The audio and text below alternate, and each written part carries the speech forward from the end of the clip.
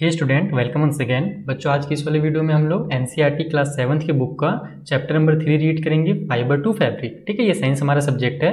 तो fibre to fabric का मतलब होता है कि जो कपड़े जैसे हम पहने यहाँ पर ना, ये शुरू में क्या होते हैं, पतले पतले एकदम धागा होता है इसका। ठीक है, वो धागों को मिला करके फिर कपड़ा बनाया जाता है और उस कपड़े से फिर हम लोग शर्ट हो गया, पैंट हो गया, साड़ी हो गया, स्वेटर हो गया, ये सब बनाया जाता है। तो इस चैप्टर में हम यही सीखेंगे कि किस तरीके से फाइबर से फैब्रिक यानी कि धागों से कपड़ा बनाया जाता है। तो in class 6 you have learned about some fiber obtained from plant. You also learn that wool and silk fiber are obtained from animals. Class 6 में आपने पढ़ रखा है कि जो फाइबर होते हैं वो प्लांट से भी लिए जाते हैं, जूट वगैरह वाला प्लांट से। उसके अलावा कुछ ऐसे भी फाइबर होते हैं जैसे कि वूल हो गया या सिल्क हो गया, जो कि एनिमल से लिया जाता है। Wool is obtain from the fleece, hair of sheep और याक, यानी कि जो वूल होता है ना, ऊन, जिसको हम ऊन बोलते हैं अपने भाषा में, ये हेयर से मिलता है। ये शीप हो गया या याक हो गया, इनके हेयर से हम लोग फ्लीस, उसके बाल को ही फ्लीस भी कहते हैं, उससे हमें ऊन मिलता है। Silk fibre come from cocoon of the silk moth, यानी कि जो सिल्क के कीड़े होते हैं, कीट होते हैं, उनके ककून से हमें क्या मिलता है, सिल्क वाला फाइबर मिलता है। ठीक है, तो do you know which part of ship body yield fibre, क्या आपको पता है शिप के बॉडी का कौन सा पार्ट से हमें फाइबर मिलता है? Are you aware how this fibre are converted into the woollen yarn that we buy from the market to knit sweaters, यानी कि क्या आपको पता है कि किस तरीके से इससे जो हमको फाइबर मिला है उससे कैसे हम लोग यार्न बना सकते हैं, जो कि जिनसे फिर आखिर में स्वेटर सिला जाता है। ठीक है, ऊन बनाने का क्या प्रोसेस है? तो do you have any idea how silk fibre are made into silk, क्या आपको पता है कि सिल्क फाइबर से सिल्क कैसे बनता है? Which is woven into sari, जिससे फिर हम लोग लास्ट में साड़ी बनाते हैं। In this chapter we shall try to find answer of this question, इस चैप्टर में हम इन्हीं क्वेश्चंस का आंसर ढूंढने की कोशिश करेंगे। तो सबसे पहले आते हैं हम लोग एनिमल फाइबर के बारे में। ठीक है, एनिमल फाइबर में हमको दो तरीके का होता है, एक तो वूल होता है और एक होता है सिल्क। ठीक है, यहाँ वूल के बारे में हम लोग पहले पढ़ेंगे और जो दूसरा वाला वीडियो रहेगा उसमें मैं सिल्क के बारे में आपको डिटेल में एक्सप्लेन करूंगा, और थर्ड वाले वीडियो में हम लोग इस चैप्टर का पूरा क्वेश्चन आंसर कंप्लीट करेंगे। क्लियर? तो देखो, सबसे पहले वूल के बारे में आते हैं। तो wool come from sheep, goat, yak and some other animals. This wool yield animal bear hair and on their body, यानी कि जो वूल है वो शीप से मिलता है हमें, गोट से, याक, इस तरीके से बहुत सारे एनिमल से मिलता है। उनके बॉडी में जो हेयर होता है ना, उससे हमें ये मिलता है। तो do you know why this animal have a thick coat of hair, क्या आपको पता है कि इन एनिमल्स का एकदम मोटा हेयर क्यों रहता है? देखो, इसका ये जो हमारा एनिमल यहाँ पर आपको शीप दिख रहा है, इसका एकदम कितना बाल कितना ज़्यादा दिख रहा है यहाँ पर। तो क्या क्यों होता है ना ऐसा? तो hair trap a lot of air, जो हेयर होता है बहुत ज़्यादा एयर को अपने अंदर ट्रैप कर सकता है। Air is a poor conductor of heat, और एयर क्या है, हीट का पुअर कंडक्टर है, as you would learn in chapter 4।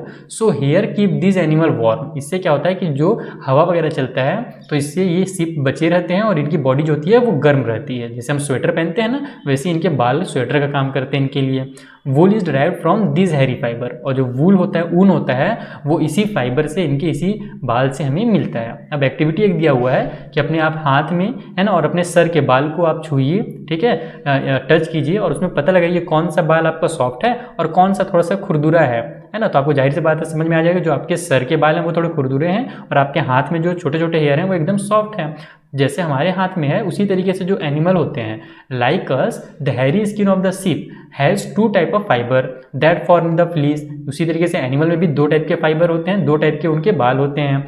The course beard hair, यानी एक तो उनके ठुड्डी के पास, उनके मुंह के पास यहाँ पर एक बाल होता है जो थोड़ा सा खुरदुरा होता है, और दूसरा उनके बॉडी में होता है जो कि सॉफ्ट होता है पूरा। The fine hair provide the fibre for making wool, और जो पूरा बॉडी में जब मुलायम बाल होता है ना, उसी से हमको क्या मिलता है, ऊन मिलता है, उसी बाल का हम ऊन बना सकते हैं।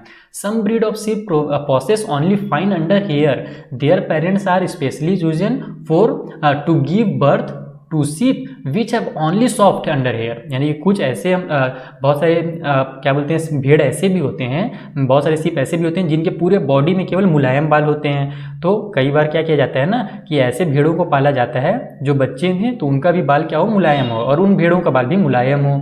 ठीक, their parents are specially chosen, यहाँ हो गया ये वाला यहाँ तक। This process of selecting parents for obtaining special characters in their offspring such as soft under hair in sheep is term selective breeding, और इस तरीके से जब हम कभी भी सिलेक्ट करते हैं किसी भी ब्रीड को, किसी भी नस्ल को, कि हम इस तरीके का भेड़ पालेंगे, तो उसमें हमको क्या मिलेगा, अच्छा सा हेयर मिलेगा, उसमें कहीं पर भी खराब बाल नहीं रहेगा। तो उस टाइप से जब छाटा जाता है तो इसे सिलेक्टिव ब्रीडिंग कहा जाता है। ठीक है, तो ये सिंपल सी चीज़ है, इससे रिलेटेड क्वेश्चंस तो वैसे नहीं है, फिर भी आपको मैंने समझा दिया। अब आगे चलते हैं कि एनिमल दैट यील्ड वूल, ऐसे एनिमल्स जिनसे हमको वूल मिलता है, केवल एक सीप ही नहीं है जिससे हमको वूल मिलता है, और भी बहुत सारे एनिमल्स हैं। तो several breed of sheep are form in different part of our country, यानी बहुत सारे सीप के ब्रीड हैं जो हमारे कंट्री में अलग अलग जगह में पाए जाते हैं। अब टेबल अभी 3.1 आपको मैं दिखाऊंगा। However the fleece of sheep is not the only source of wool, तो wool commonly available in the market is sheep wool, यानी कि देखो जितने भी हमको वूल वाले कपड़े दिखते हैं ना, कॉमनली तो वो शिप वाले ही होते हैं, लेकिन जरूरी नहीं कि सारे के सारे जो वूल हैं वो शिप से ही मिले। बहुत सारे अलग एनिमल्स ऐसे हैं जिनसे भी हमको वूल मिलता है। जैसे देखो यहाँ पर एक याक के बारे में बोला जा रहा है कि yak wool is common in the Tibet and Ladakh, Ladakh के साइड में, तिब्बत के साइड में जो याक होता है ना, उसके जो बाल होते हैं, उसका जो ऊन होता है वो फेमस है, कॉमन उधर मिलता है। उसी तरीके से mohair is obtain from angora goats, mohair एक टाइप का वूल है, वो अंगोरा नाम के गोट से मिलता है। Found in hilly region such as Jammu and Kashmir, जो कि जम्मू और कश्मीर में पाई जाती है। ये देखो यही जो है ना, ये अंगोरा गोट्स है, ये जम्मू और कश्मीर में पाई जाती है, इससे ही निकाला जाता है ये वाला मोहैर नाम का, क्या कह सकते हो आप, वूल निकाला जाता है।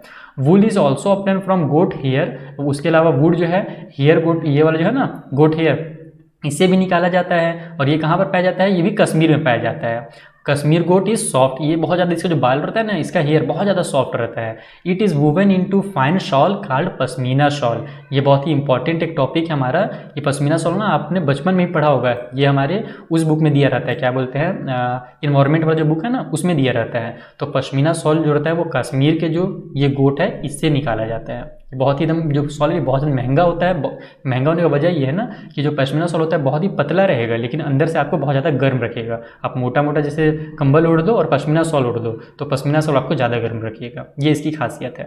द फर, जिसको हम हेयर भी कहते हैं, on the body of camel is also use as wool, यानी कि कैमल की बॉडी का जो फर रहता है, जो बाल रहता है, उसको भी वूल के लिए यूज़ किया जाता है। उसके अलावा llama and alpaca found in South America also yield wood, और इसके अलावा दो एनिमल्स के नाम दिए गए हैं जो कि साउथ अमेरिका में पाए जाते हैं। ये दोनों दिखाता हूँ मैं आपको, ये देखो, ये है लामा और ये एल्पैका।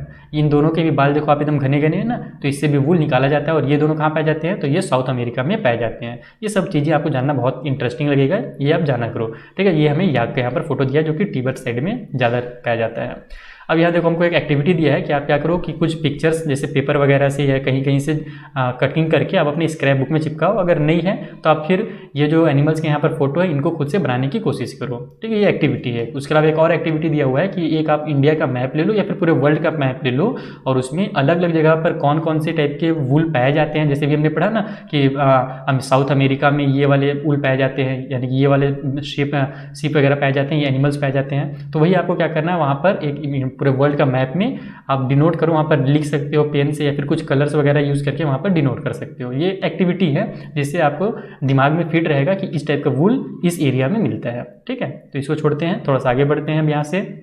फ्रॉम फाइबर टू वूल, यानी कि इनके बाल से, इनके फाइबर से तो हमको वूल कैसे मिलता है ये समझो आप यहाँ पर।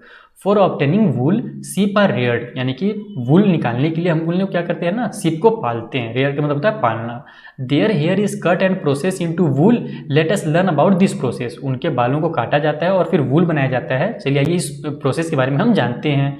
रियरिंग एंड ब्रीडिंग ऑफ सीप, सबसे पहले तो सीप को पाला जाएगा, रियरिंग और उसकी ब्रीडिंग की जाएगी, यानी कि पाली जाएगी सीप को। If you travel to the hills in Jammu Kashmir, Himachal Pradesh, Uttaranchal, Arunachal Pradesh and Sikkim, और the plain of Haryana, Punjab, Rajasthan and Gujarat, you can see shepherd taking their herd of sheep for grazing. Sheep are herbivores, यानी कि देखो जब आप इस एरिया में जाओगे ना, जो भी नाम दिए यहाँ पर, तो आप देखना कि वहाँ पर जो शेफर्ड होते हैं, यानी कि चरवाहे जिनको हम कहते हैं, जो भेड़ बकरियाँ पाल करके चलाते हैं ना, उनको शेफर्ड कहा जाता है। तो वो अपने हर्ड को, यानी कि सीप की जो ग्रुप होती है उसको हर्ड कहा जाता है, उसको वो चराने के लिए, ग्रेजिंग कराने के लिए वो लेकर के घूमते रहते हैं। Sheep are herbivore and prefer grass and leaf, sheep जो होते हैं हर्बीवोर होते हैं। हर्बीवोर किसे कहा जाता है, ऐसे एनिमल्स जो केवल प्लांट खाते हो, ठीक है, उनको हर्बीवोर कहा जाता है। Apart from grazing sheep, rears also feed them on a mixture of pulses, corn, jowar, oil cake है ना। तो ऑयल के ये सब चीज़ें मतलब कि उनको खाने के लिए दी जाती हैं। स्पेशली ऑयल केक किसको कहा जाता है, तो ऑयल निकालने के बाद जो मटेरियल बच जाता है ना सूखा सूखा,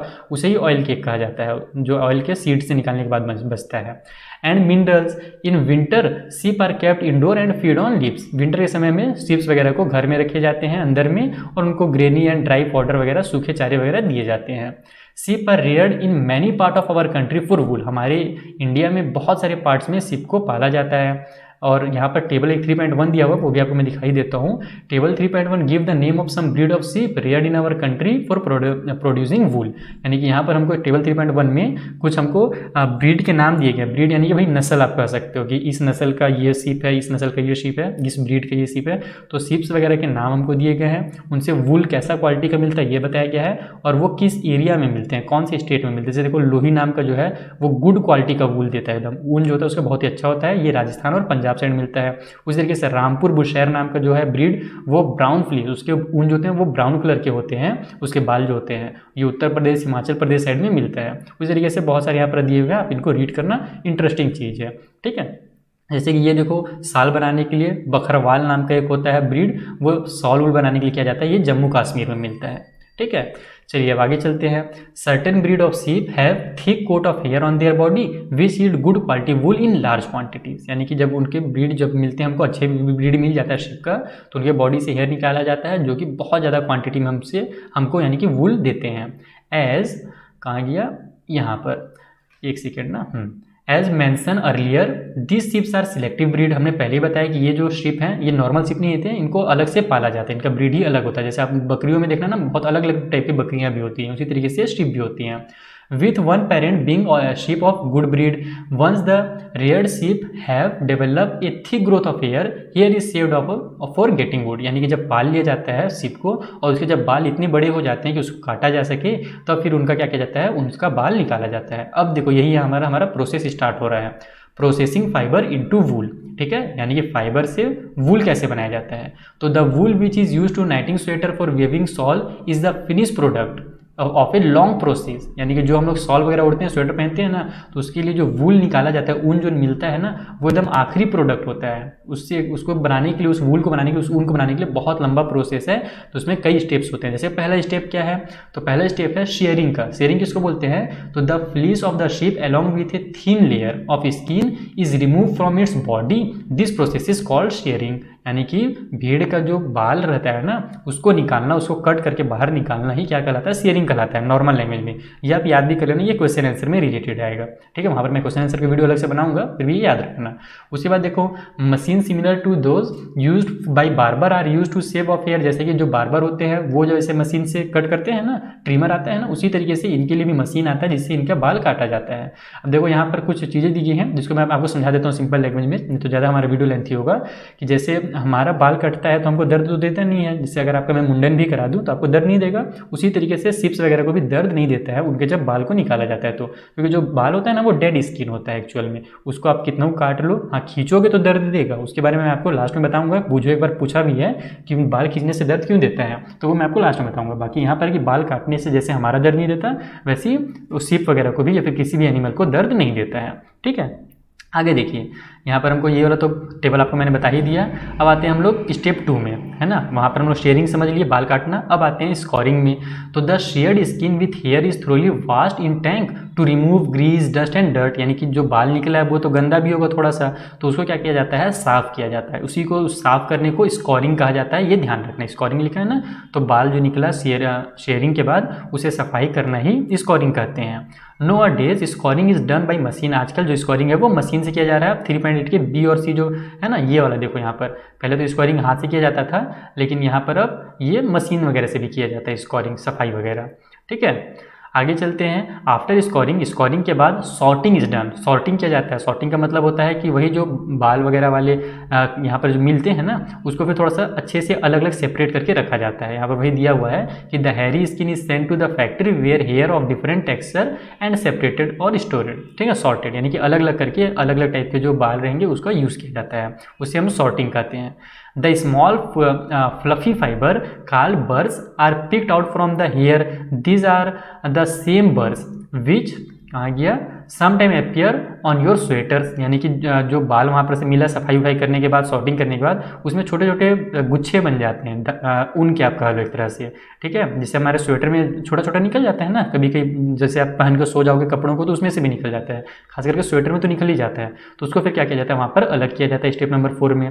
फिर 5th नंबर में क्या जाता है, the fibre can be died in various colours, यानी कि जो फाइबर हमको मिला वहाँ पर उसे फिर बहुत सारे कलर्स में उसको कलर किया जाता है, क्योंकि जो फ्लीस मिलता है ना, जो बाल रहता है सिप का, वो नेचुरली ब्लैक रहेगा, या तो ब्राउन रहेगा या तो व्हाइट रहेगा। लेकिन स्वेटर देखना आप अलग अलग कलर के रहते हैं, क्योंकि उनको क्या किया जाता है, वहाँ पर कलर किया जाता है। अब जाते हैं स्टेप 6 में, तो the fibre are straightened, combed and roll into yarn, यानी कि जो फाइबर मिला उसको एकदम खींच करके यार्न बनाया जाता है।